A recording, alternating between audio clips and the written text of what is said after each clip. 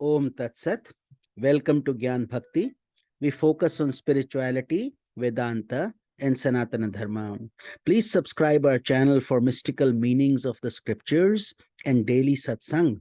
Our humble prostrations to the all-pervading Brahman or God, our worshipful Guruji, Swami Jyotirmayananda Ji Maharaj, all sages and scriptures, and to the divinity in each of you. We are currently exploring the scripture Mysticism of Mahabharata. Commentary is by Sri Swami Jyotirmayananda Ji Maharaj and narrated by myself, Swami Nikhilananda. Today we will be studying the Karna Parva. After the death of Dronacharya, Karna was made the leader of the Kaurava army. Karna was the greatest warrior next to Bhishma and Dronacharya on the Kaurava side, and in military might he was even more powerful than Arjuna. However, the sequence of events throughout the war reveal how the divine plan worked consistently to limit his immense power and facilitate his eventual destruction by Arjuna. In previous chapters, we saw how Karna's power was limited when his natural armor and special earrings were taken away by Lord Indra, and when the infallible arrow that he had reserved for use against Arjuna was used by for the killing of Ghatotkach.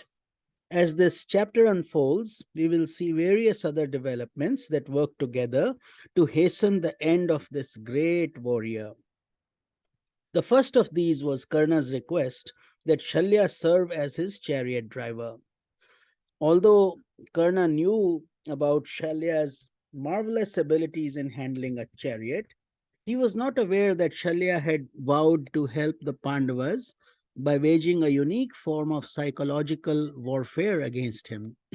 As you recall from Udyoga Parva, Shalya had been tricked by the Kauravas into fighting for them rather than for the Pandavas, who were his relatives.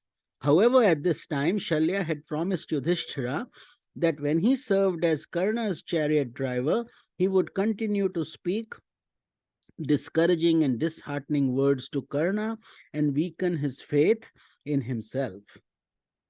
Thus, whenever Karna tried to boost his spirits during the battle by boasting about his heroism or his abilities, Shalya reprimanded him severely for being overconfident while criticizing him and reminding him of the glory and invincibility of the Pandavas.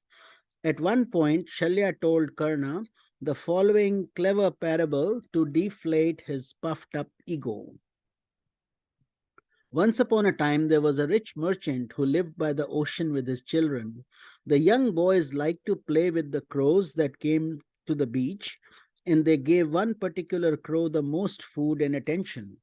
Always speaking of his greatness, they gave that crow a false idea about his abilities.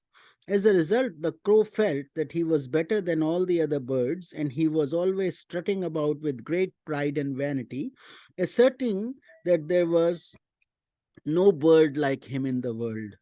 One day, some swans came by, and the crow challenged the leader of the flock to a race.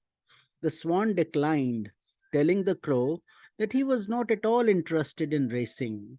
Determined, however, to impress the swan and lure him into a competition, the crow began to brag about his great skill in flying, describing 101 flight patterns that he had mastered.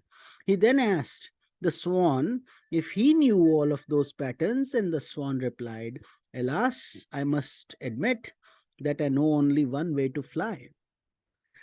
As the other crows cheered him on, this arrogant crow continued to pester the swan until that great bird agreed to compete with him. Finally, the race began, and the swan flew gently, slowly, and steadily, while the crow began to entertain his flock by demonstrating all the different styles of flying that he could imagine. Instead of flying straight, he spiraled, circled, zigzagged until he became completely exhausted.